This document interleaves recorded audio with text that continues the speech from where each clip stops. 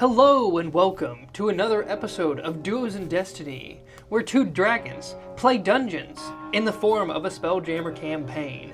I am your dragon master, a dungeon master, Logan, and I'd like to give a very special shout out to the one and only Jason Wardell of In the Vast Forest on Spotify and Bandcamp. Have you checked him out yet? We're episode 47. Why haven't you?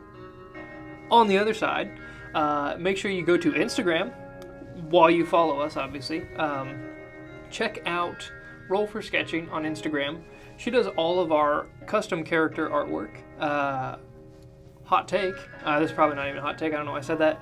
We got new character art coming out probably maybe even before this video airs. So get excited for that.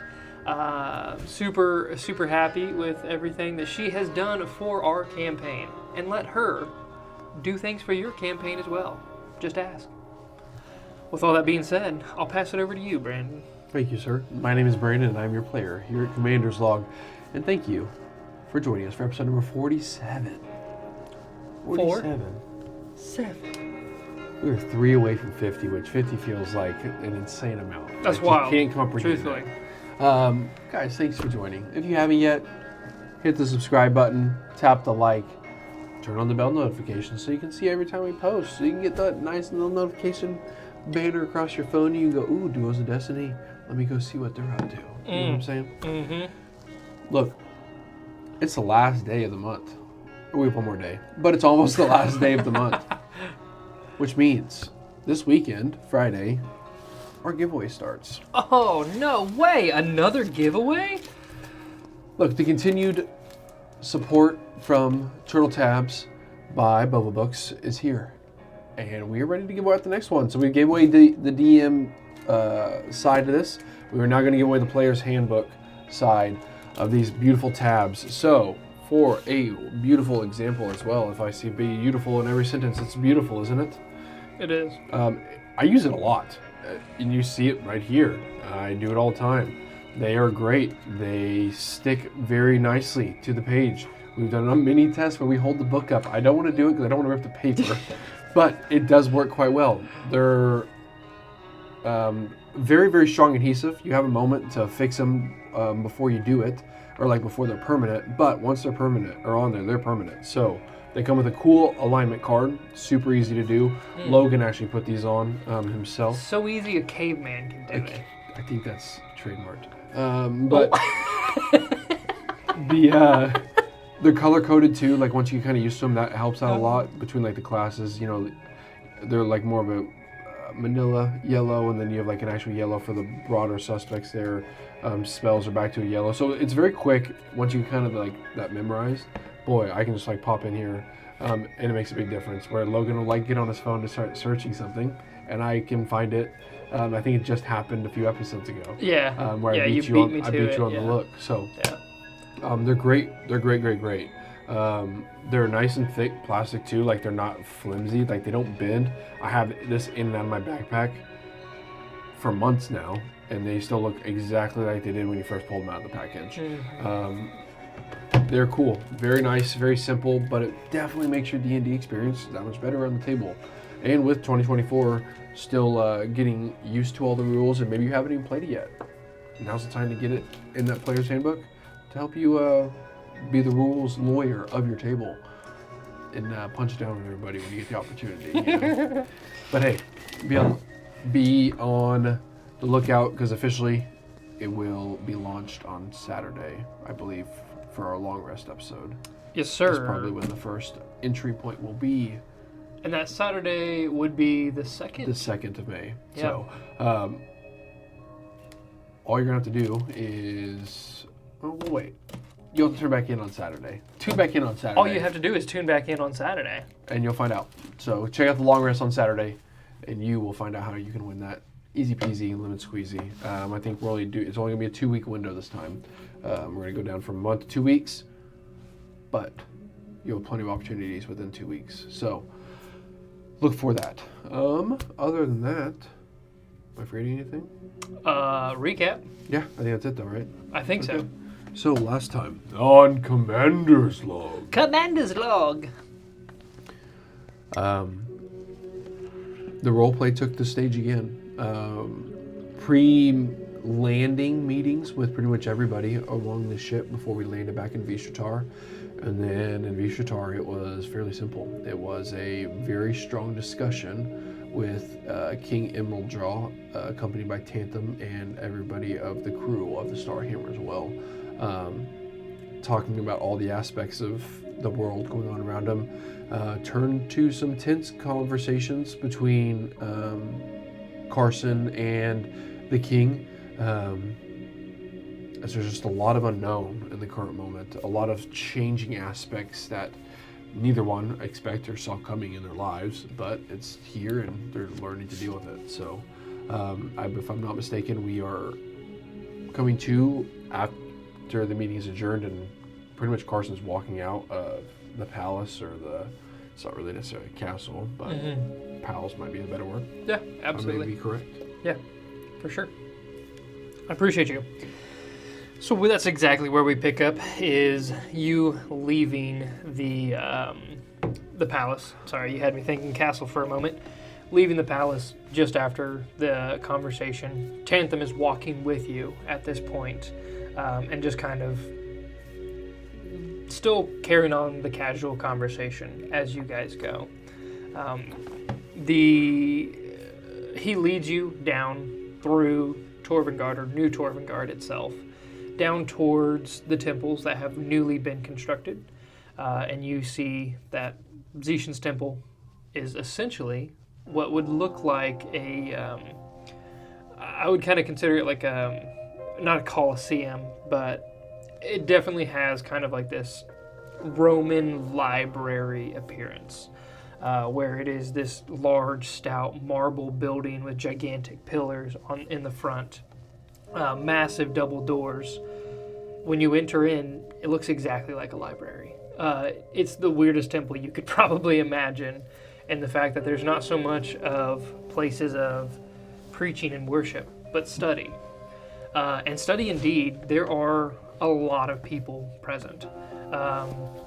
You recognize a few. One of the most prominent ones that you would recognize is one of the former Wave Speaker apprentices, Rappaport. He is, from his garb, he looks as if he might be some kind of priest in the works of Zishan. Interesting. Yep, absolutely.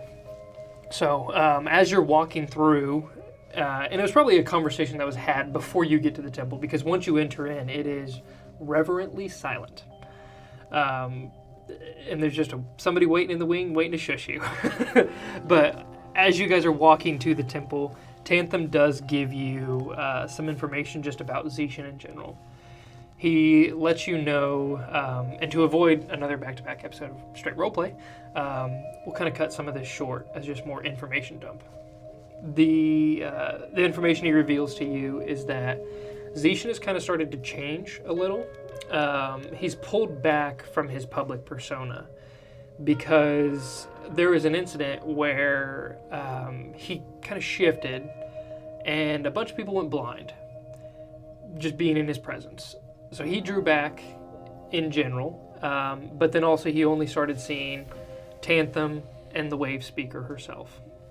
And they're mostly just working in tandem to help further his study of what's going on with the moon.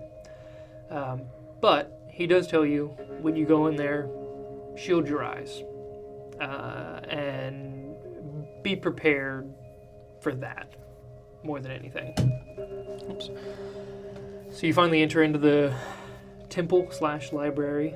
You head up this grand staircase that kind of takes you up on either side. You walk past bookcase after bookcase after bookcase, and it truly reminds you of the time that you were in the Temple of Zishan, the Forgotten Temple, the one that was secured away inside a cluster of asteroids. You get to the back, and there are two marble staircases that take you up on either side, where there's this massive overlook and more staircases, or more bookcases, not staircases. You're led, again, behind all the bookcases, to a small door. Behind that door, Tantham kind of hesitates, and then opens it, and he says, "Be nice to him. He's tense, I guess would be the right way to put it. I mean, I would not be rude. I hope he's doing well. Oh, let me see. Z, it's me. Within, you hear, Karson. Is that you, Karson?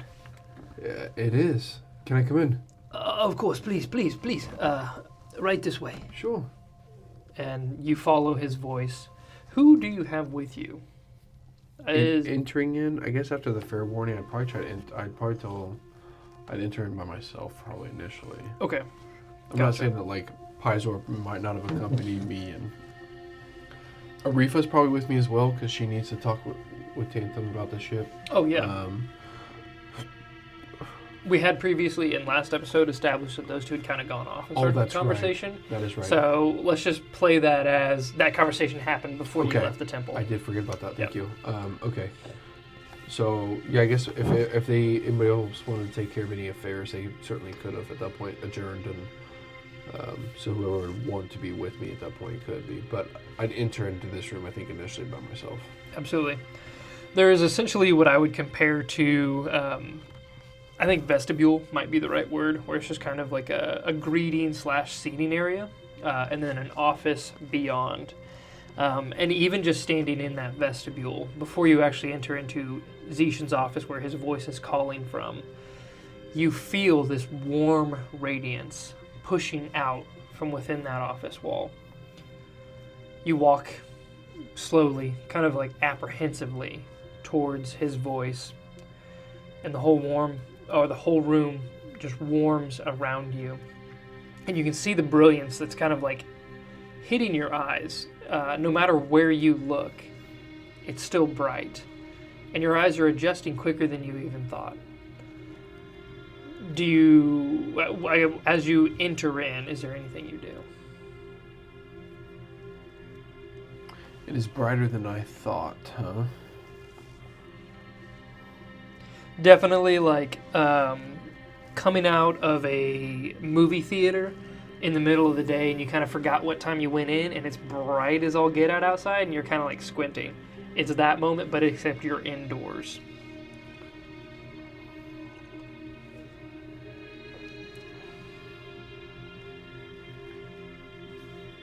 Z, can you turn this off? What is this? I wish. I don't know what exactly is going on. Why? I lie. I know exactly what's going on. This is supposed to happen before. I'm ascending. Well, that's great. That's good. I don't want to. I don't think I was done here. I'm not done here. Tyara, Zabre, Perdona, they're not free yet. Okay, Z, is there a way I can shield my eyes from this? Roll a Constitution saving throw. If I activate my celestial presence, can I see you? Roll a Constitution saving throw real quick. Before we get to that point. I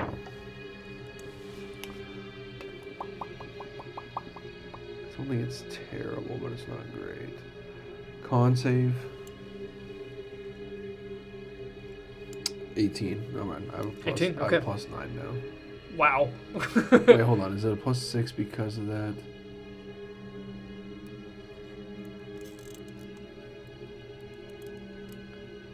Because it says plus... I'll say 15. Okay. Yeah. I appreciate the erring on the side of caution. But now you got me curious why you would have a plus 3 to the plus 6. Dark Augmentation, it literally has it underneath. Oh, okay. But I don't know why it wouldn't auto put it in. Yeah. So I don't know why that would be necessary for it to even label it down there. That seems unnecessary. Yeah. Interesting. Okay. Anyways, yeah. As you're kind of like squinting and you mention basically like releasing your celestial energy, you start to notice that your eyes are adjusting. And then very soon it's tolerable, a bit uncomfortable, like staring at a bright light for far too long, but it's tolerable. And you dare to peek up, expecting to see something akin to the sun, and instead you see a brilliant, gleaming, very familiar gnomish individual. Not quite gnome, full 100%, because he does have a weird celestial aspect to him. But for all intents and purposes, you see Zishan for who he is, and for who he is embodying here on Vistrotar. And he kind of pauses, as you had mentioned, even just releasing the radiance. And he starts to say, he goes, that would work, that would... And then he notices that you're looking at him. Wait. You see me, don't you? Yeah. It's not great. It's fine. Hold on. And he takes a moment to scribble a bunch of things down in a notebook, and then he closes it. Gods amongst us, Karson. You're the first. Even Tantham, the wave speaker, they don't look at me. I don't feel like I've had a conversation with somebody in probably since last you were here. Really? Yes. But enough about me. Sure, enough about you. You're not the glowing ember in this room. I'll be honest. My time here, I feel is limited. At any moment, I'm going to be joining Femison wherever he sits. Beyond our material realm here. A place higher. It's good. It's what we wanted. It is, but my work here is not finished. Why does it have to be? I have to save my family. I understand that. Why would your work stop? Who else is going to do it? I know. That's what I'm saying. If you ascend, why would your work just stop? Why would that not just give you even more freedom to somewhat accomplish this? Don't you think? Well, I don't know. I remember before all of this, we gods did not have this kind of interactions. We could reach down to this plane, but walking amongst it, affecting it like I can affect it here, that wasn't the way it was. And that could be. But I would assume that you could still research this and find an answer and still communicate to us now. I mean, Themis talks to me. Yes, I do suppose that is true.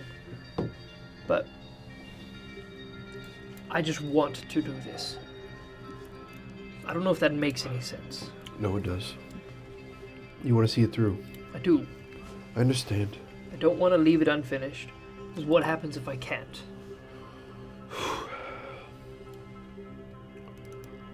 The whole world will die. Yeah. Thanks for reminding me. It's too late to say don't remind me, because you just did. Everyone will die then. The birds. Why are you here? The bees. I didn't invite you here, actually. No, you didn't. I kind of feel like I have a pass. I think you have a pass more than you know. I mean, I rescued you. More than that. I helped you ascend. Well, yes. I can put that title behind my name now. Karson Hallebrand, Ascender of Gods. Thank you. Just kidding. No. Take 2 steps back. Was I? Goodness gracious. Metaphorically. Oh, all right. Before everything you've done, where was Femus?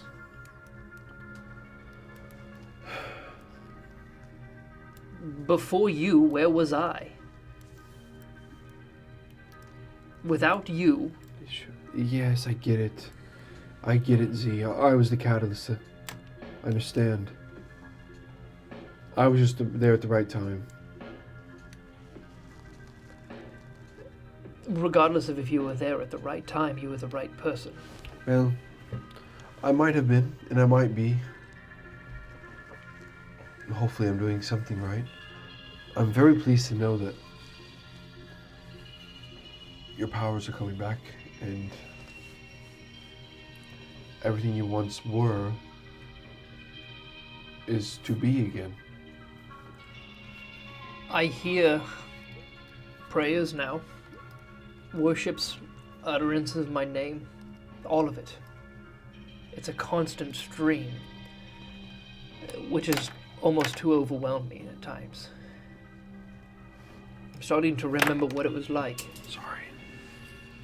I'm starting to remember why we pulled back. Is it overbearing? Overbearing honestly might be the right word. It was all-encompassing. It's more than just wake up and go to work. It is every fiber of your being. There are only waking hours for us. There's no other option.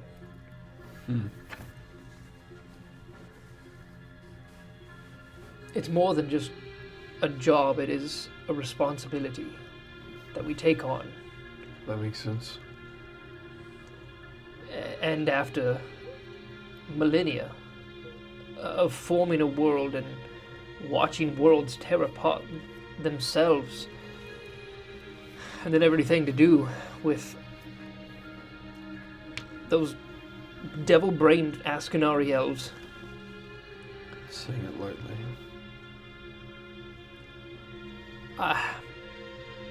I know why we pulled back, but I also know that's why we failed.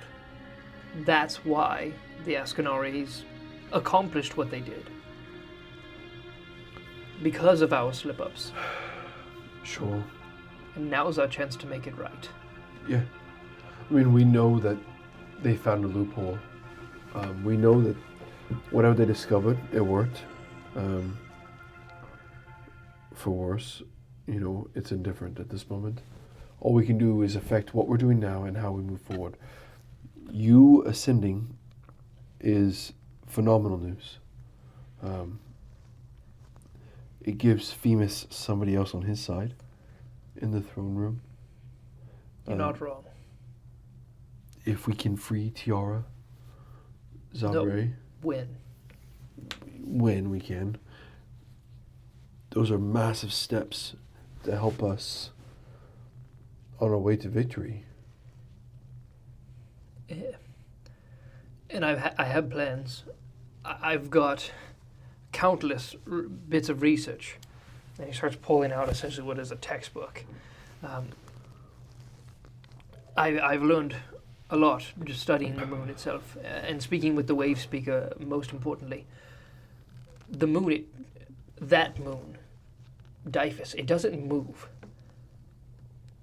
It stays over that one spot above the forest, beyond the mountains.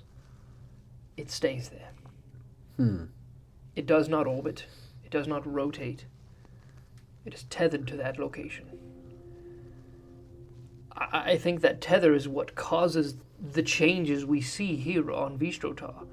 The animalistic, whatever, hybridization that happened to our people.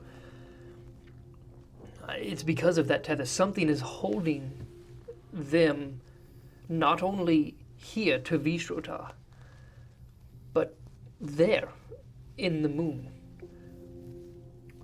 That is a very interesting theory. And I feel like I'm so much closer to figuring out how or what is going on there. I don't know how to pinpoint the origin source or how it's happening. But I do know twice a year the moon blooms, is the way the wave speaker put it. It is on the first day of summer and the first day of winter. The moon changes from that green luminescence to a brilliant pink. And I've been studying the moon with telescopes. We've sent ships close. That's the other thing. There's a repulsive force around the entire moon. We can't get on it. Everything that comes near is pushed away before it can even reach the surface. But as we approach,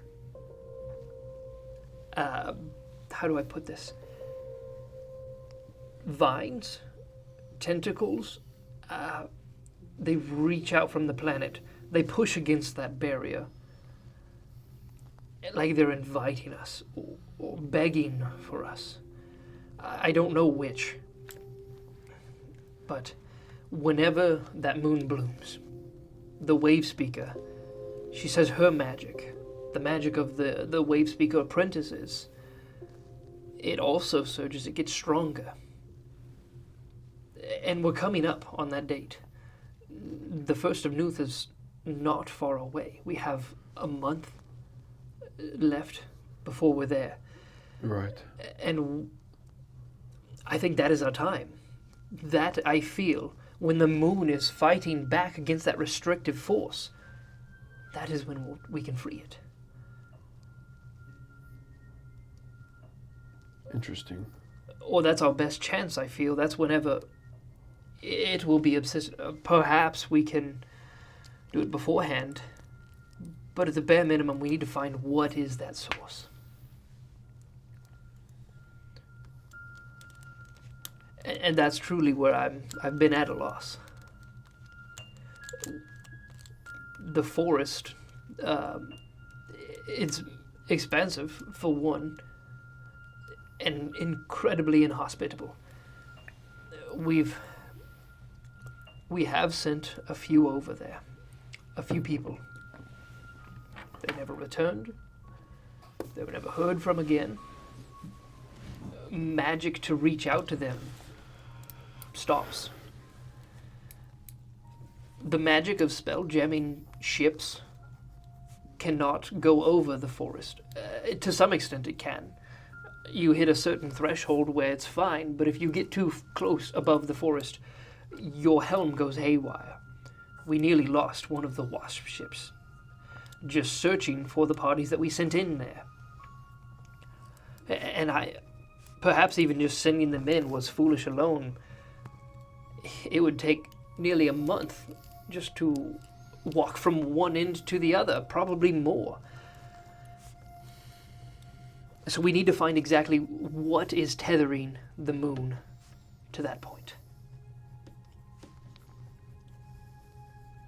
But I don't know how. The wave speaker has been trying to understand what her magic is linked with there. But she says she feels like there's a part of it that's missing. Like she's one half of the puzzle.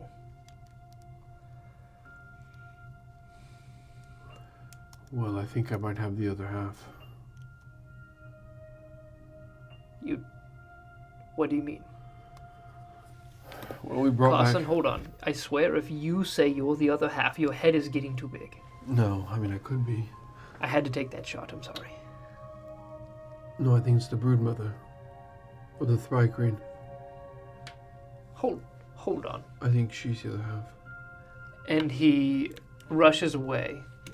And he kind of like flits through a bunch of books. And he pulls one free. The Thry-Green. And he flips through it. And he's like, you can see him just speed reading through. The Thry-Green. I don't know. They might. The Thrycreen essentially were my children. Huh? They were my contribution to the worlds. You were just on a car up, weren't you? Yeah, we Of course. Yeah, of course, that all makes sense. The Thrycreen were... Oh, gods, you have them with you. We have a small select few, yes. A very small portion is going to learn how to spell jam successfully. And the Broodmother came as well. Herself and Paizo actually had quite the conversations on the 6-day travel back. He might have some better insight in this, actually. Of course. It all makes sense now. Yes. Okay, that's great. The Wave Speaker, the Broodmother. Surely those two would have the answers, right? If not them, I don't know who it would be. But I feel pretty confident about it. Good. You said you brought them here with you. I did. I desperately would like to speak with them, but I know how much that would be. Maybe another time. I think I've heard their voices. I didn't recognize it before you mentioned it, but there's been a singing in my head, a praising that felt familiar, but I just couldn't pinpoint what it was. That would all make sense. Well, they're alive. We fought a very, unfortunately, deadly battle, but they survived. But their numbers are quite dwindled after it. That is heartbreaking to hear. Yes. Please, tell me what happened. Well, ultimately, we fought these very large creatures called Brexits. I believe they hail from the Astral Sea. They crash landed or landed there purposely, but didn't look pretty. But they were trying to kill the planet. Doing this ritual that summoned a bunch of this toxic gas into the atmosphere and killed vegetation, dried out the rivers and streams. It turned it into a desert wasteland full of green gas.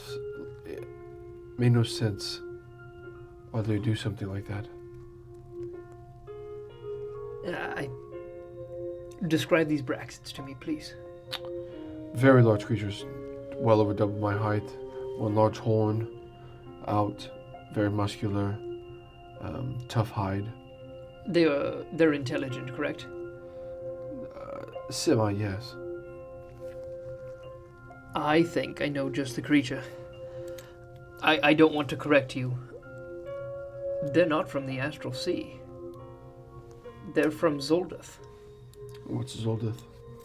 The planet that crashed into Terra to create the asteroid belt. They hailed from there. It was... Well, essentially, Zoldeth for us was the best way to contain the gods that shouldn't have been. The gods of chaos. I dare not speak their names here. But you remember the tapestry. I do, yes. Them. That is, Zoldeth was their home. we could not, no matter how hard we tried, eradicate them from this sphere. It's like they were integral to life itself, to humanity, to everything we'd created. It was the antithesis. But almost like a necessity. We didn't contain them there, but that is where they essentially ruled from. Called their home. If Krotera was our home, Zoldeth was theirs. And the Braxits, they were just horrid creatures. Yeah, they weren't very nice. Why would you say they're from the Astral Sea? I had this weird vision of them flying to the Astral Sea, and there was Askenorian elves by them. It was in the midst of the fight. I'm vague, but it was very quick. I assumed that's where these had come from.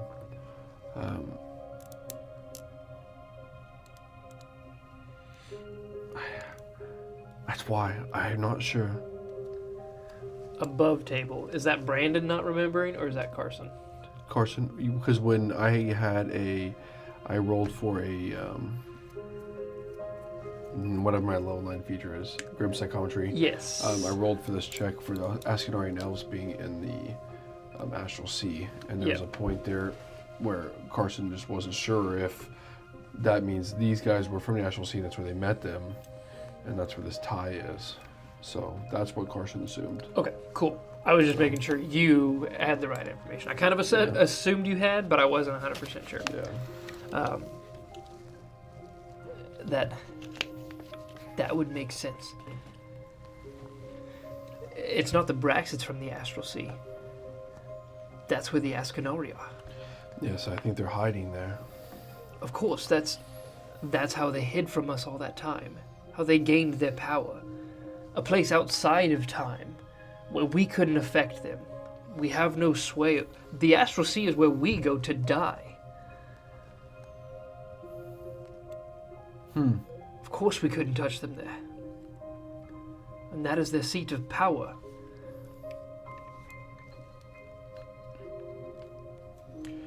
That's interesting. How would one find them? That's a very good question. The Astral Sea is incredibly hard to understand and navigate. You don't move through it as you would here. You are projected there, tethered there, of course. Well, There is a tether that holds you to the material plane, to the astral plane. Sever that tether, and you are gone. You are no more.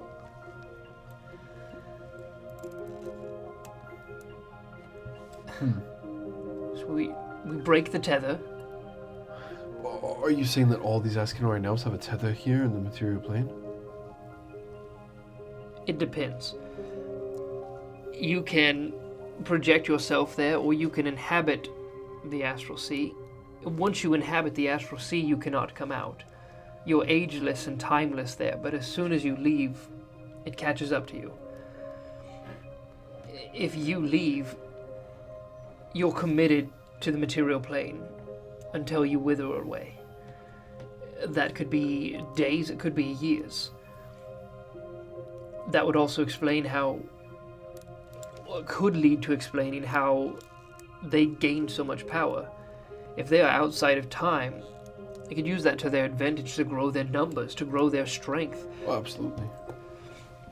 To find untold power in the Astral Sea and tap into that. The Astral Sea is just whatever has not survived here is lost there. waiting to be found. Okay. I mean, that all makes sense. So they're just projecting there and floating in the astral sea till it's time to come back? Perhaps. Or they could straddle the two worlds. It would only make sense if they're still affecting this sphere, if they're still trying to push their influence, they can't be there fully. They have to be in both places. So somewhere is their physical tether. Interesting. So, would that mean...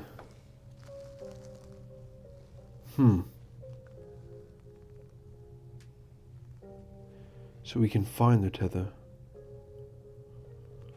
We can find their stronghold. And either completely sever their ability to walk between, and then we're dealing with half of them. Or some of them, a portion of them, whatever that looks like. That weakens them greatly. That's our answer. Yeah. That's how we win this. It definitely feels like one of those things that's easier said than done. But I'm willing to try. A lot easier said than done, because I would assume, based upon the fact that they have ships deployed just outside of our neighborhood, as you would call it. Well over a dozen now. That's just what they were willing to push out. Yes. What they were willing to expend. They're holding back. I would agree. 16 is an armada. That is... We have more here on Vishotar, but not that much more. This is an uphill battle. I was afraid you'd say that. But I know... It's kind of what we've done. If you have... Everything that you've done is taking steps towards that. The Rawas people, all of Torvengard, the Thrykreen, were creating an army. I'm certainly trying to find forces, trying to gather them all, trying to collect them, trying to give us a fighting chance.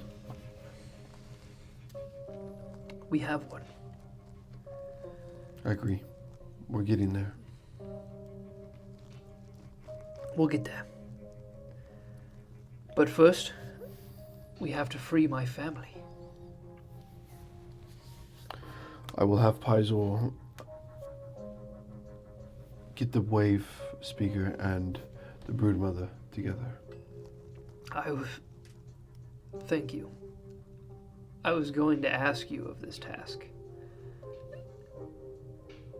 I hate to. I know your plate is more than full. I know there's so much going on with everything that you have. But this is a leg up for us. It's not just Femus out there alone anymore. No. No, it is not. You're about to join them. Don't remind me. It's a good thing. Well, I could keep your company for days on end if you'd let me. I'm afraid you and I wouldn't get any work done then, would we? No. That is exactly where we stand. It was good to see you. I'm very pleased to hear that everything's going so well for you. I appreciate that you have the optimism that my deep-seated root of reality and physicality just cannot have right now. I needed this. I wish I could do it more often. I wish we were here. I would gladly accompany you when you needed it. I'm sorry you feel alone. I'm not alone. Not physically. No. But you Well, may- actually, physically, I am most of the time. You but may be emotionally and spiritually. It is spiritually that I am not alone. That is I true. hear them all. Right. Your Gemma's age. I hear all the time. I never would have expected that. But he is devout. You've done a lot. And I'm sorry to ask more of you, but would you and could you? Yes. Yes, I will. I will do my best. I think that is my number one priority right now. It will have the greatest impact and maybe turn the tables to our favor. You see Zishan, it looks like a weight has just been lifted off of him. And he takes a deep breath, and as he does, the room gets brighter a little, and he says, I don't think I'll be seeing you here. Probably again. Why? What do you mean by that? Is it happening? Maybe not now. But I know I feel as if I can, my work will be completed. So, this is goodbye. For now. For now. Bye, Z. Goodbye, Karson. That looks like some nice tomato bisque you have there on that. I'm not hungry. Would you like it? Actually, it's still kind of warm. Sure. Thank you, Z. Take care. You Enjoy too. it. Thank you. And with that, we'll take a break right there. Pretty apt timing. So, Okay. thank you guys for joining us so far on episode 47. I told you I wouldn't roleplay, but here we are. Whoopsie doodles. Yeah. It's like we like it or something. It's a tabletop role-playing game, and I'm here for it. Hopefully you are too. We'll see you guys here in a little bit.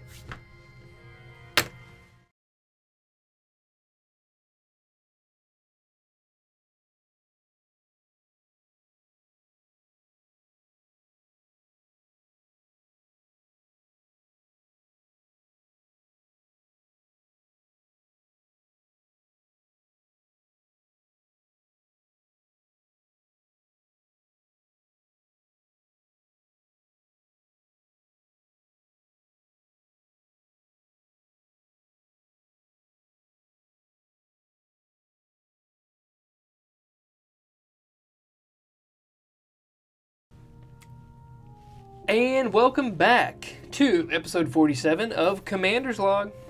Picking right back up here at the end of the interaction that you just had with Zishan.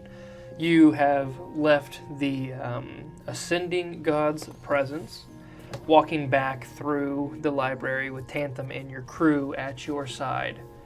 What are Karson Hallebrand's next steps? It's a big decision.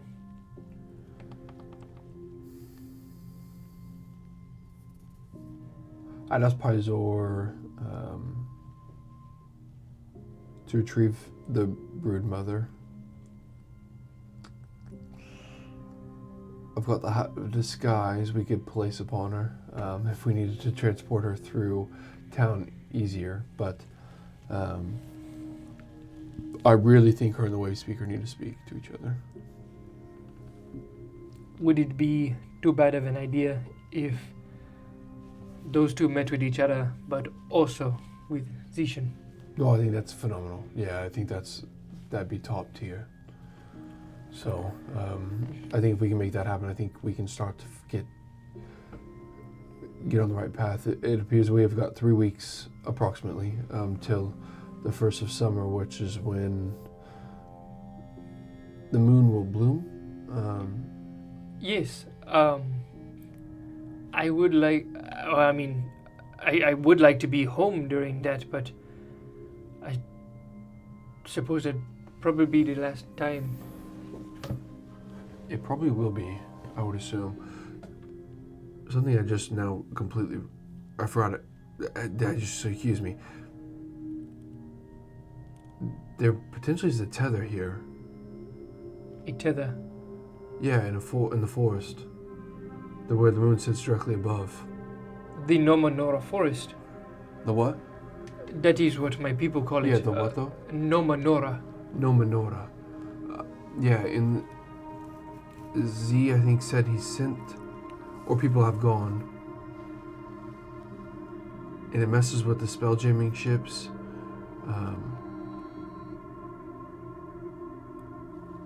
That all makes sense now. My people have a custom on those days, the days when the moon blooms. We have a, we call it the dance of life, but what it is essentially cleansing and blessing our waters and our people. And the wave speaker, along with the apprentices, and even quite a few just the people of the river swept tribe, we would all get together and we would perform that ritual.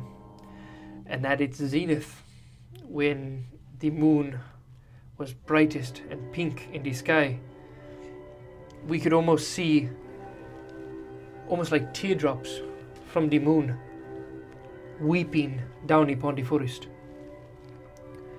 It was a very long time ago, but some of our people actually took a pilgrimage to that forest and never returned. So most of our people, and even all of the people, the rest of the Rawas, had a deep-seated fear of that forest. Beyond just going past the mountains, going into that forest was the last thing any of us would do. So, you have that map? I do, yes, it is actually right here, front and center. What are we talking about, if you don't mind showing me exactly? I don't know for sure, of course, but because when we would do it, we were here. Right. Where's the Nomanora forest? That is this forest here. Ah, okay. It spans all the way. Okay. It is a massive forest. Yeah, very large. It is dark, and I'm going to break character here and just explain it. You've flown above it. You've seen it from space. It is this dark stain on the landscape. It is a densely packed forest where the canopy weaves itself together where you would see no forest floor. It also has very harsh boundaries where a lot of forests kind of peter out and get thinner. This one just abruptly ends. It is dense canopy until it is not. And from space, you have not seen any activity, no signs of life, like human life or whatnot, or even remnants from up above looking down upon that forest. You've never seen anything. So. Yeah, it does give off quite the image of uneasiness every time we've passed over the top. That is to say the least. Paiswa, I just have this inclination that we should go there. That we should explore this. The forest? Yes. Today? Maybe. If there's a tether there, and we're preparing for the bloom, if you will, I don't know what else to call it, does it not make sense for us to figure out if this tether needs to be broken prior? Yes.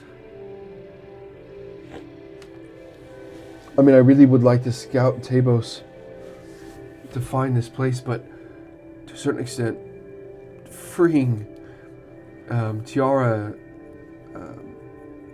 and the other two, I just draw a blank. a little bit more superior in my mind. Maybe we do not have to wait for the bloom. I don't know how that would affect it. He said the Spelljammer ships are weird. It makes them go haywire. The forest? Yeah. I would believe it. Yes. So that means there's something else.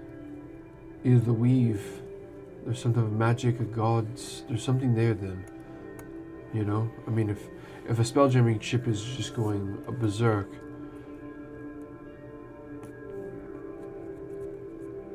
what are the effects are happening in that forest? And why? What is the root cause? the root cause? I mean, I assume it's the moon. I don't know. What if there's something evil in there that tethered that moon, and that's what trapped Tyara and the other two, Sabri and Perdona? Yes. It seems more like a quiet mission then. Yeah. Which means you and I are going to go. Don't tell me. If we can't take a ship. I mean, theoretically speaking, Zage could hover above. And we just drop in? We could. Oh, you can fly, can you not? I could. You can borrow a Cliff Rider's mount. That's not a bad idea. I'm sure they are not magic.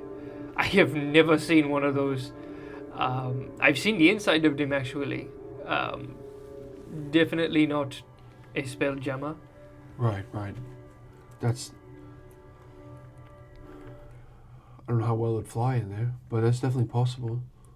Or at the very least, they can get us. That forest is huge. If we are to just blindly go trolling through it, it will be there for months. And that would just be walking in a straight line to get to the other side. To actually explore it and figure out what's going on.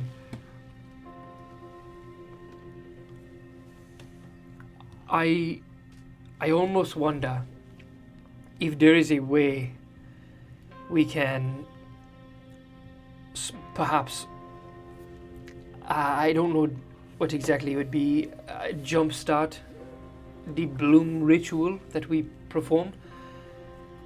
If we did that to some scale, perhaps we could see the magic that falls from the moon. I don't know. You think that's possible? That is when we can see it, like drops of magic. I mean, we always called them the teardrops of Jupiter. Stop it. No, we called it the tears of Dyphis, but whenever we would perform that magic, it would drop, I assume, massive drops, but we could see them all the way from, well, here, falling from the moon onto the forest below. Perhaps we can use that as a homing beacon or something, if this ritual would reveal that to us. With the Tri-Queen, who knows what the ritual would reveal. Well, that's true. That is a new element to this. Because when they sang their song, that same magic of our ritual, our dance of life, that is what I felt. That is what I experienced. It's like I saw the magic of life flow through their people. So am I being too rushed? Like, should we wait closer to the blue? Do you think? Do you think this is I'm trying to act too quickly then, if we should wait, if it's necessary for the bloom to happen. Because you're right, that forest is immense. I mean, it's as large as the mountain ranges. I mean... But maybe it just sounds too brash of me. Maybe I'm too excited about the possibilities, about my goddess being free. No, it's pretty cool. But what if? What if we did it? What if we wait and it's too long? What if the Ascanari come and they find us before any of that can happen? What then? That's a great point. I mean, I feel like I'm in the same boat. I almost say, why wait? Let's not then. Today? Huh? Today? I don't know that we can accurately and appropriately get everything ready today. Oh, okay. But 2 days, however long you think you need. I think that conversation needs to be had very well articulated out between the Broodmother, the Wave Speaker, and Zishan. That could drastically change the thought process, maybe. But yeah, I mean, why not? Because I'm scared of the forest? But that's the only reason I can think why not. Well, then once we find out where those tears are, we're going in, buddy. Yes, Scared no more. you're right. We do this. Let's do it. So, first, Wave Speaker. Yeah, let's and get the that Broodmother. meeting. Let's get that meeting going ASAP. Okay. Okay. The two of you journey through New Torvengard, a destination in mind. There is still a weird bit about moving through New Torvengard with you being you, where it's kind of like royalty that you never see walking down the street. You know, if the Queen of England sauntered down... I mean the King of England. Oh, oops. God save the Queen! The King. Royalty that you wouldn't see on the street, especially walking down. I didn't like that noise at all. Squeeze fingers. It's a weird reverence that everybody holds to you, to where most people stop and stare. Business kind of halts. People get out of the way. But it also makes travel through the city pretty easy, to where you don't have to worry about them. That was my shoe. Oh, wait a second. I felt like it was off my left ear. I thought that was falling. I dap up anybody I can. What's up, dude? Oh, Hey. yeah. Everybody's like, I'm never washing this hand. Nah. I definitely try to, like, be very friendly. Wave, fist bump, shake hands, Yeah. say hi. In the weirdest sense, that same warmth you felt in Zishan's office, every connection you make with the people that you pass by, it's like a spark, essentially.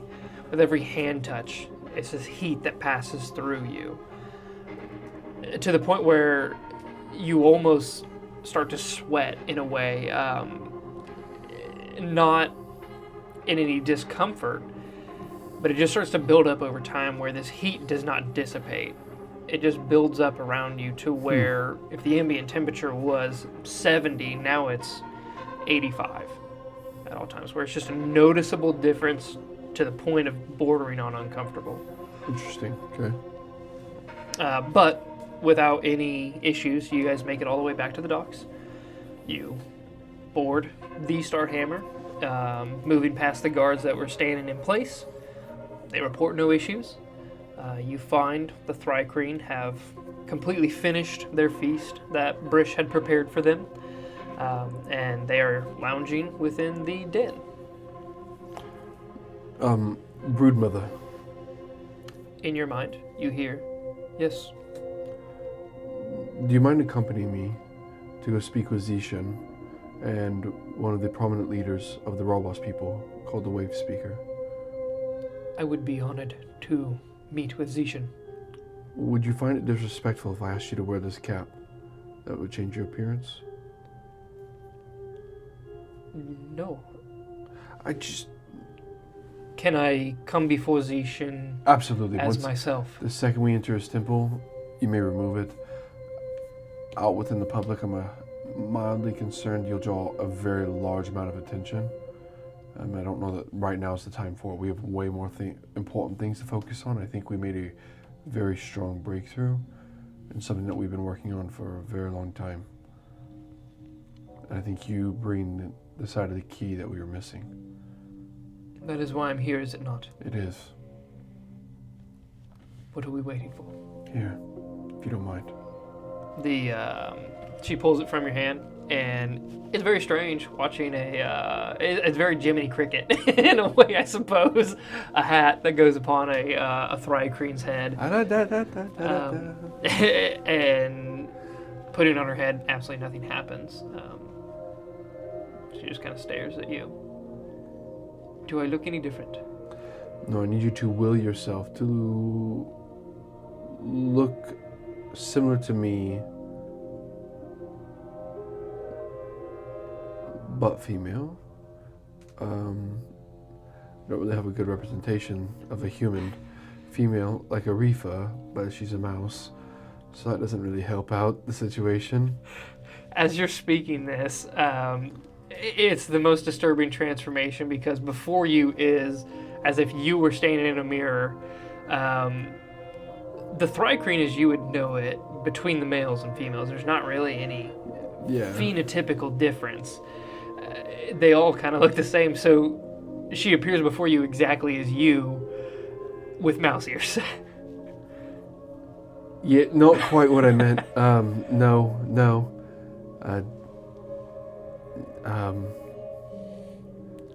Oh goodness. Okay.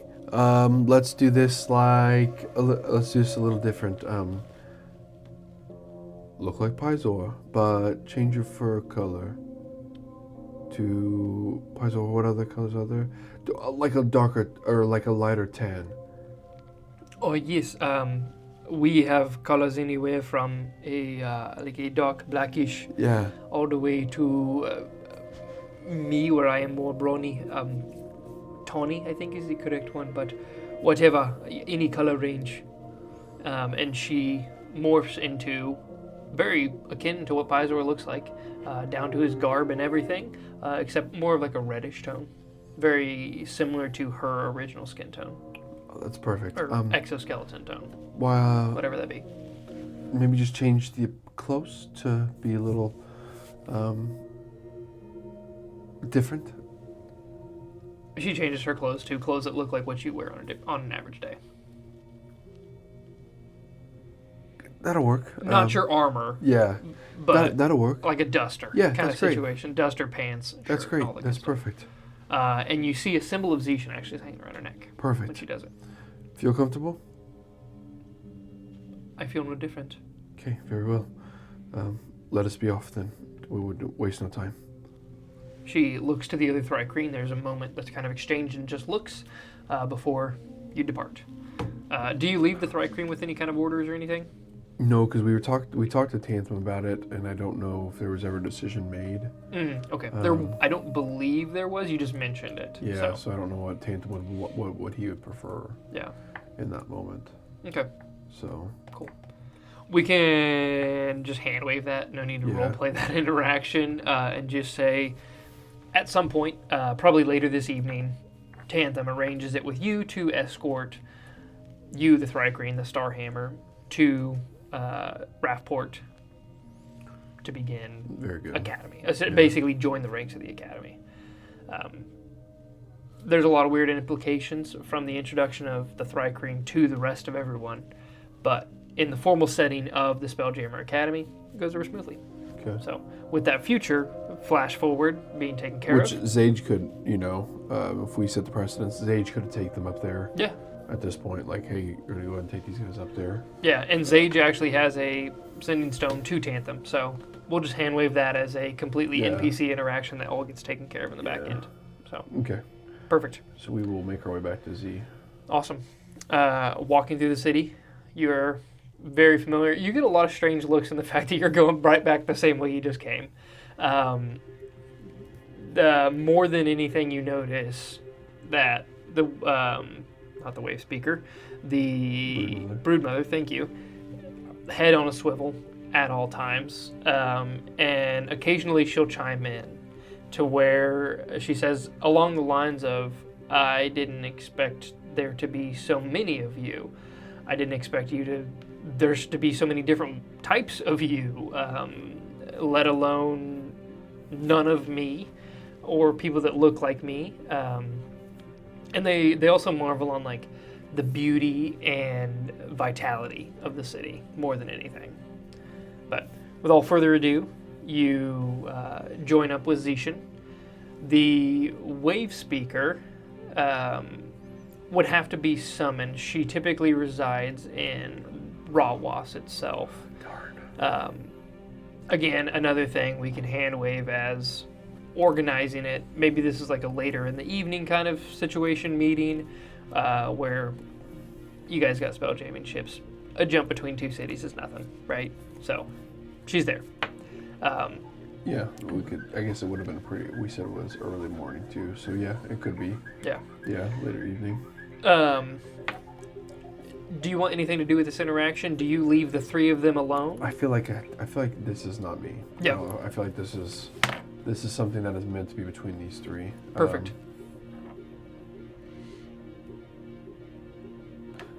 Where actually, I freed my god, but to the extent of like Tyara's, their belief and what they understand, I don't understand. Yes. Just how to say it simply. So like, I will gladly follow through what they need done, but they're gonna figure this out and hopefully come up with a game plan. Absolutely. So in the same way, in the fact that in the past you have interacted with the high priests of Femus, you're standing with the high priests of Tyara.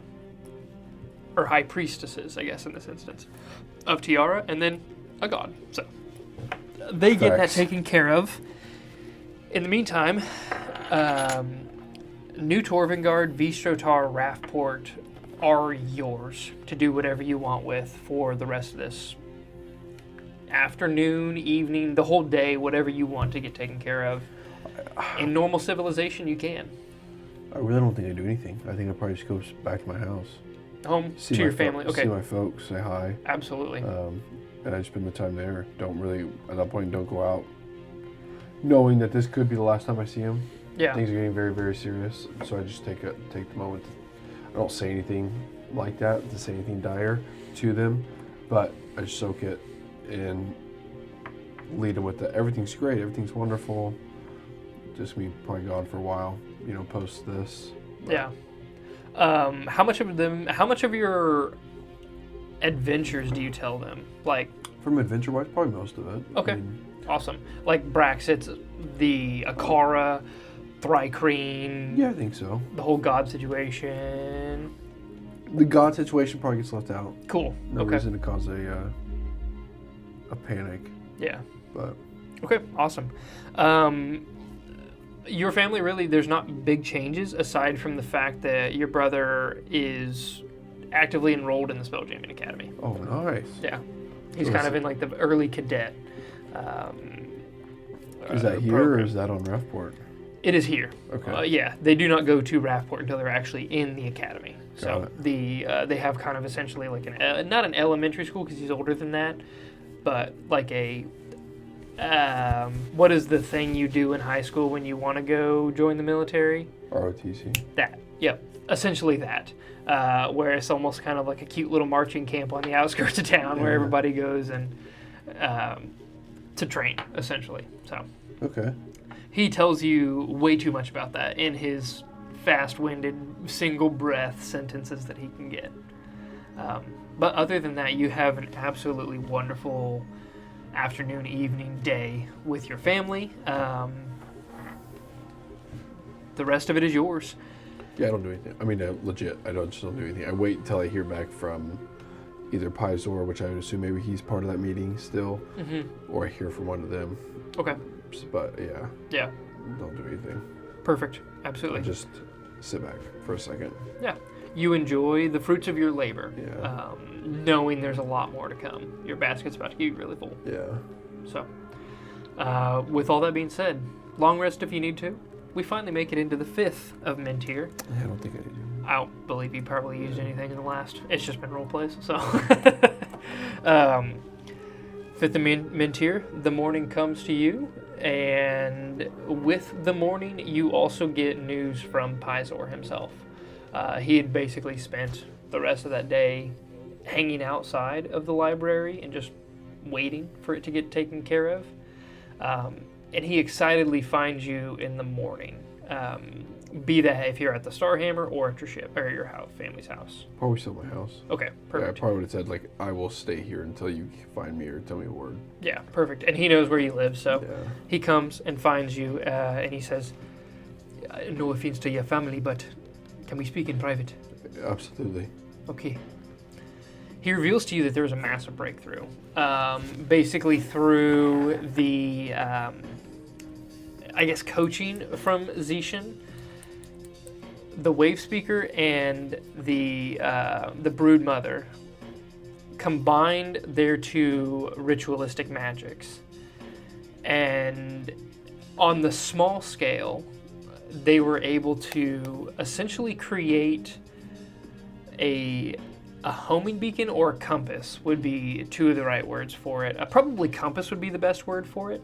But the way Pizor describes it is the Wave Speaker summoned her water, and through her ritual, in combination with the singing from the Brood Mother, the orb of water began to glow, and then also began to essentially pull itself and the Wave Speaker in that direction, towards the forest.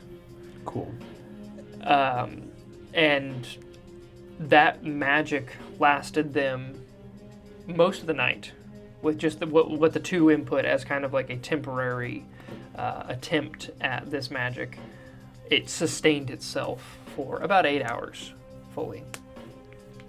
And Pizor tells you this excitedly, and he's ecstatic. He says, all we need to do is repeat that, and we have our way. We have something that will point us to where we need to go.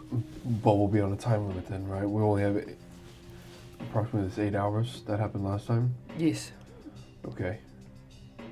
Oh, we can do it in stages. If we, I don't know, perform the ritual again, it worked best in the evening time. Obviously, there was only time when they were together, but the magic itself was stronger when it was at night. So, I think my proposal is we do a preliminary investigation. If we can get one of the Cliff Riders to escort us and just pinpoint where this energy is taking us. And then from there, the next day, we drop in and head that direction. Right? Oh, that's pretty sound. Okay, what do we need? I guess we need mounts. That's the first step.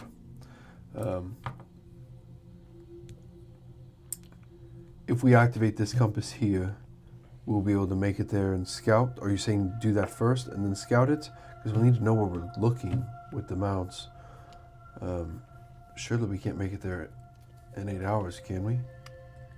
We... not on the Cliff Riders mounts, the Pterodons, no.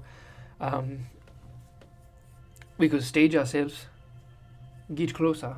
Of course, the Spelljammers cannot go over the forest or in its, too close to it, but on the other side of the mountains is a big portion of the journey. Okay. Yeah, we can start somewhere in the middle of the forest and just see where it takes us, where it points us to. Yeah, no, I think that's a great idea. Okay, what do you need from me? Well, I think we could arrange the mount. Absolutely no issue. Arranging it with Zage again, just to make sure we get across there. Resources, I suppose. How often have we explored a forest and hope not to get lost inside the forest? We definitely need to think about a way to get out, like a ripcord in case of emergency, get out situation. Is it going to be just us? I think if we are to be... Yes. I think it makes most sense. Okay. Don't you? Yes. So... Unless we wanted to take a little bodyguard, referencing Hack. Well, no, yes, absolutely. I had fully intended to bring Hack, actually. That would bring me great comfort. Yeah. At least he has an axe and we're surrounded by trees. Yeah. Cut our way out at the end of the day. He does a lot of good work. Yes. Big fan of his work, so... Big fan. I mean, with all it said, I don't think... No, let's enact. It's good. We've got a full day to get ready, so let's do it. And we should plan for a late evening nap. You know, get our rest in before going out there. Sure. I can do that. Okay. With that, you and Pizor divide and conquer. Go get everything taken care of that you need to. By the end of the day, you guys, if it was early of the morning of the 5th of Mintier when you guys found each other, you guys have the full day to get everything prepared. And truth be told, it doesn't take but maybe till like about 2 o'clock in the afternoon before you guys are fully ready for whatever excursion you're about to go on.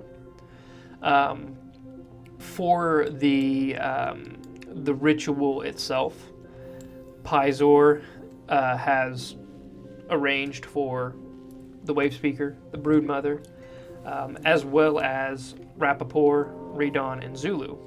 They all also join. So basically got the gang back together to help perform this ritual. And you guys rest up for the evening. At the end of your rest, you wake. Pizor and the, I guess, basically the Wave Speakers and the Thrycreen all get together and are ready to perform that ritual whenever you guys are in position beyond the mountains. You really haven't flown too close over the mountains there. So I'm just going to look at the map here while whenever you pass over, this side of the mountains are much more varied in the terrain as opposed to a large sprawling expanse of plains. This has the looming forest on the southern portion, but rolling hills leading into a smaller, thinner forest up top, rivers bisecting. It is a very lush landscape, overshadowed by the doom and gloom of the forest to the south, the Nomenor forest. As you're skirting over that hilly landscape, you do take note there are ruins around. Sometimes it's nothing more than maybe the remnants of a village. Other times it looks like there is probably a city here at one point that has been leveled and there's nothing but rubble left behind. Overgrown, weathered, but present. Enough to make note of something beyond. But as you guys get yourself in position, roughly splitting half of the forest, I think a pretty apt point would just be where that river goes down into it is about where you guys stage yourselves. Everybody positions themselves for the rituals, everyone not involved just kind of takes a seat of interest where you guys can observe. And as opposed to the wave speaker taking point, Pizor takes point for the ritual. You see Pizor begin whatever he has done and performed healing magic on you. There is a very rhythmic dance-like situation that he performs. He starts off with that. And then you see the fellow apprentices, Radon, Zulu, Rappaport, join in before the wave speaker joins in. And as they do, you see Pizor pull from his flask the water, essentially in a ball, and he passes it forth, and it kind of bounces between all of them. The 5 of them standing, the 6th Thrycreen and the Broodmother stand around, or no, it's 10th Thrycreen, I'm sorry. They all stand around in kind of like a choral circuit. A choral chorus? Yeah, there we go. A chorus around the ritual. And as they all begin to chime in with their very insectoid singing that sounds a lot like crickets, locusts at night. The humming and the kind of like rhythmic ebbing and flowing of their song starts to combine with the ritual that the wave speakers are performing. And before too long, the ball in front of water that they're passing between each other begins to grow and glow vibrantly, not grow, glow vibrantly with this bright green luminescence. And as it continues on, you see it begins to move more erratically before all of a sudden the Thrycreen stops singing. And the ball just sits there and pulsates and then just kind of waggles back and forth in one general direction. And that general direction is to the southeast, so heading kind of towards that direction there. Okay. With that being said, the Cliff Riders and their mounts ready to take you, Pizor, and any of the whichever automaton? A hack. Hack, okay. Yeah, for sure. You all mount up, and you head out over the forest. Pizor leading the way with the ball of water, basically acting as a compass, guiding their directions. It's not too long where eventually you guys pass over and the ball shoots back behind Pizor, and they make a banking turn. And as you scan over the forest, there's nothing really that stands out differently from this aspect. From the top. Absolutely. It is a tangled mass of vines and canopy that you cannot even see the forest for below. But you do see throughout the entire forest a dense fog that clings to the branches and kind of fills in the gaps. And with most of the evening spent tracking down exactly where this location is, you guys have successfully pinpointed it. It is nothing but getting there tomorrow when you guys are fresh and the energy ball is ready to continue pinpointing you to exactly where you need to. Here it is, Pizor. This is it. It is today, tomorrow, what are we doing? Yeah.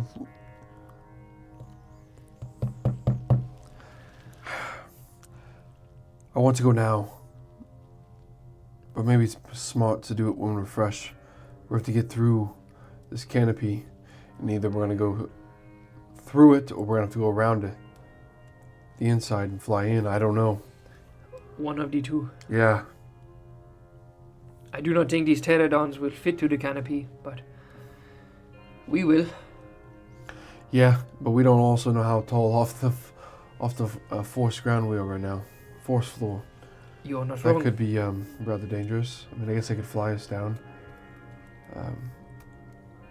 Or we could fly around and fly in. We have a pretty good idea. I guess we'll lose that once we're inside. I don't know. Pizor, it's 6 one way, half a dozen the other. My vote, drop us in. I think so. I think that's a good idea. I think that is a good idea. now that we've got this pinpointed, we'd be able to start fresh right here in the morning, approximately. Drop in and still have several hours to find exactly where we need to go. Okay, then we've wasted enough time Yeah, finding this. We know where to come. Right. We know where to start. Cut off several hours of the whole search process. But we have a beacon. We a road do. forward. We do. Very well. Let's get back before Yes. anything happens. Okay. You guys return to the Starhammer. You can either choose to spend the evening, spend the day, or I guess the rest of the night and the next day here, or you can go back to Torvengard. Whichever one you'd prefer. Yeah, I think we'd stay out here unless there's a reason to go back. But yeah, Not necessarily. The hospitality of Brish, Yeah. the space of the Starhammer, it's I was gonna very say, comfortable. So yeah, it's a little bit easier, more simple to be out here. okay, perfect. With all that being said, we'll fast track into the 6th of Mentir. Okay, You guys are buckling up. rip-roaring, ready to go. Once again, you guys perform the ritual as the sun sets. So, with darkness upon you, you guys journey out above the forest, and you head right to exactly where you were last taken. The water ball, again, guiding the way, but this time with no question. No search patterns, nothing. You guys beeline straight towards it. In a matter of probably 2 hours, you guys find exactly where you need to go. How do you want to drop in? You think if I threw a little fire and made a hole, do you think we could drop into the pterodons? Like, not with the pterodons, but like slide off? It is a possibility. Will you try? I shoot a firebolt straight down. Okay. Make an attack roll. Make an attack I guess roll? more roll damage. You're not going to miss it.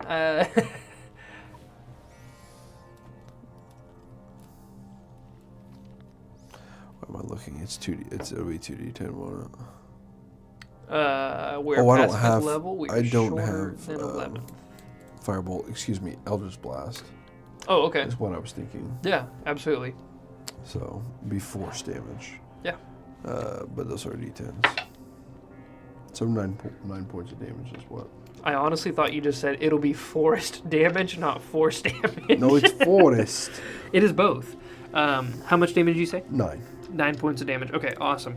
The as you shoot the Eldritch Blast down, you see the vines and the dense canopy not only are impacted, but as soon as the Eldritch Blast hits it, it's like they all recoil, and you see your path forward before slowly you see everything start to knit back together and close back over you. Well, We're going to have to be quick. yep, if there's one thing that this forest might be alive. I think that's probably why not many people have come back from it. Sweet.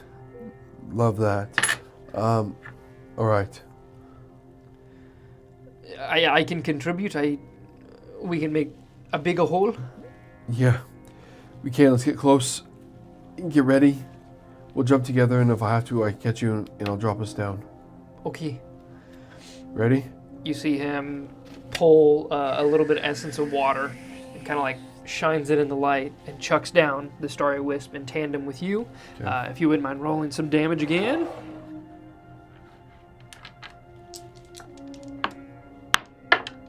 Okay, very nice, very nice. 11. 11 to Pizor's 10. 21 points of damage. There is this massive hole, easily enough to the point where if you really wanted to, you could probably fit a Pteranodon in.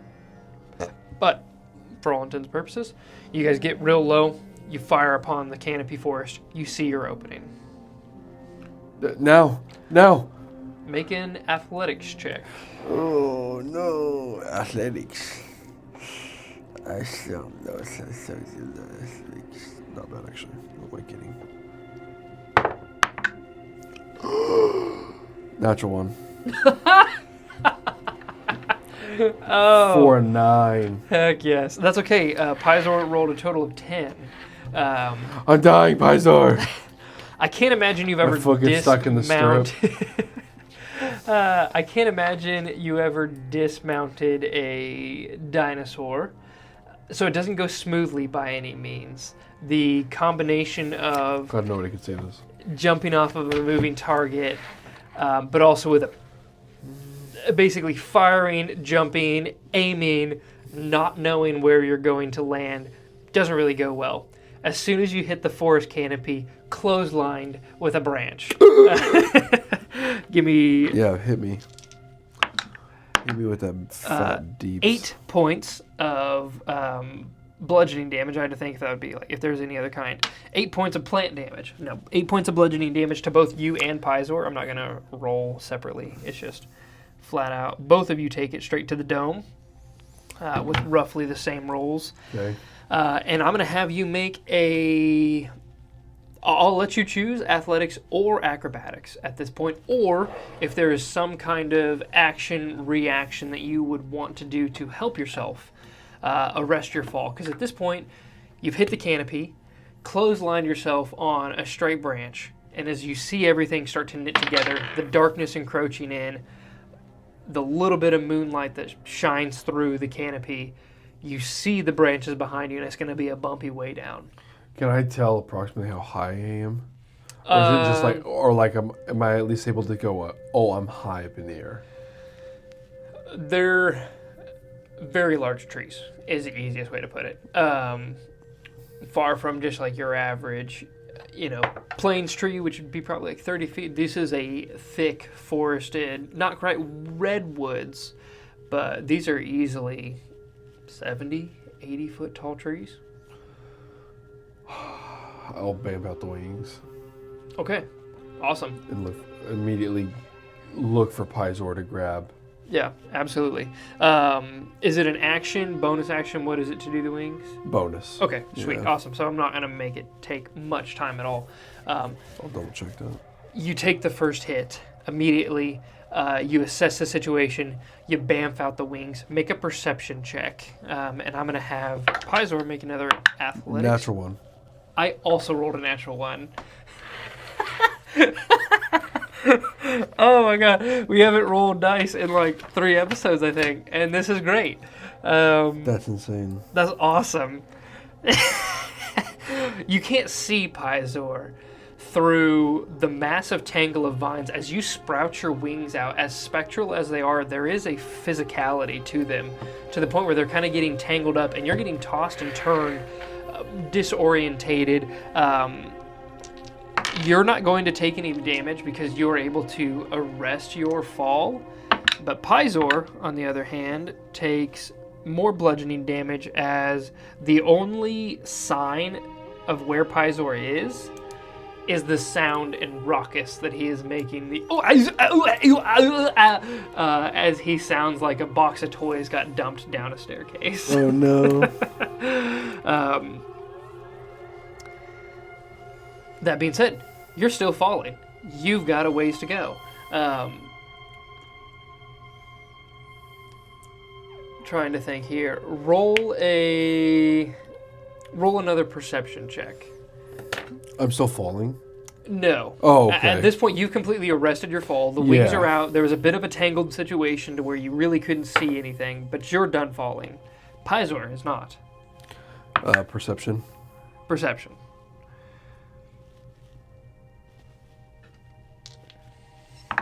Four. 4. Okay. I'm rolling terrible.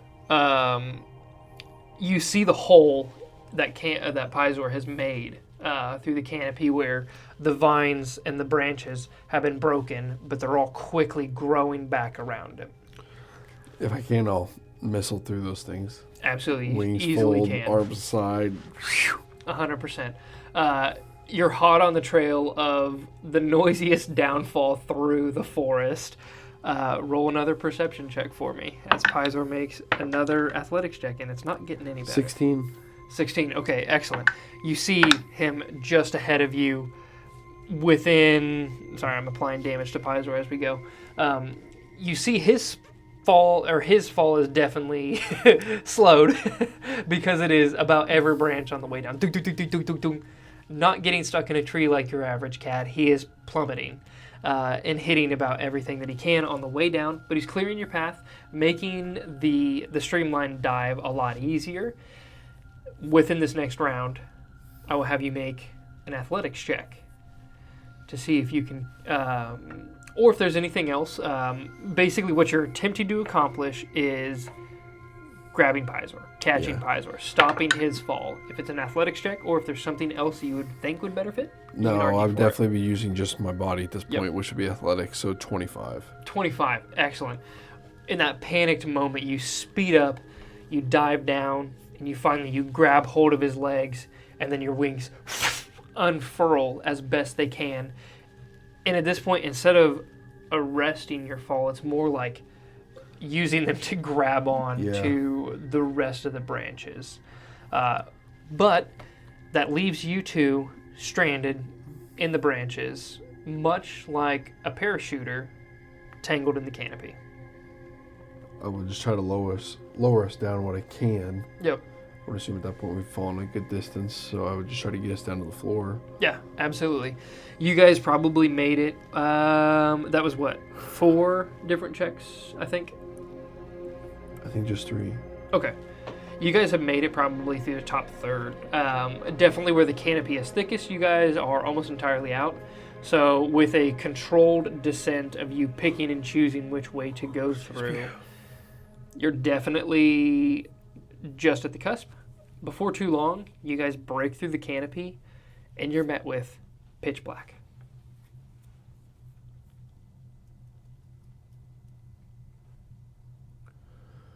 Well, when you want some light? Yes, I Okay. see much next to nothing. Holding onto the bottom of his legs as I'm slowly floating down. I go, okay. Well, and I touch his. Does he have pants? He doesn't wear shoes. Yeah, it's not like a dress, not like a kilt or anything, but it's more of just kind of like a wrap, essentially. Like he has a shawl and then a wrap that goes around that is decently panted. Yeah, but I'll just cast light. I'll touch my chest, and I'll bring it up and just touch my chest. Okay, awesome. You become the beacon of light. How far of a radius would light cantrip typically be? I think it's 30 and 30, isn't it? Okay. The first thing you note is that as soon as you light up the area, it's like turning brights on in a fog. 20 by 20. Oh, okay, gotcha. You have about a 10-foot area of bright light, 10-foot area of dim light. The fog encroaches upon everything that you can see to where your vision at this point is not heavily obscured to where it's an actual impairment, but obscured by all means. As the two of you slowly descend down, you're able to weave yourself. The canopy branches are getting thinner, so it's easier to find your way and pick and choose all the way down. It's a good distance before you guys finally meet the forest floor. You take your time by all means. You don't want it to rush up to you. As your feet touch down on the forest floor, very first thing you notice, and I guess more than anything, you drop Pizor on. If you're carrying him upside down, he kind of hits the floor. His immediate reaction is, ew. And as your feet hit the floor, you kind of understand why.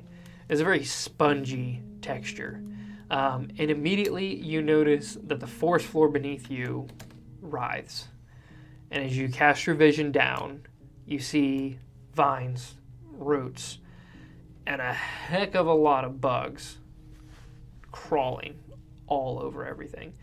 And even in the few brief moments that Pizor has been set down on the ground, you can see vines start to kind of like creep up along his sides, and that says ew. He's like batting them aside and standing up and kind of like tiptoeing in place. He goes, I do not like this place. This is a terrible idea. Yeah, it might have been. What are we doing? All right, pull out the compass. He pulls out the ball of water, and immediately it just kind of starts weaving its way just in front of you guys. Yep, this way.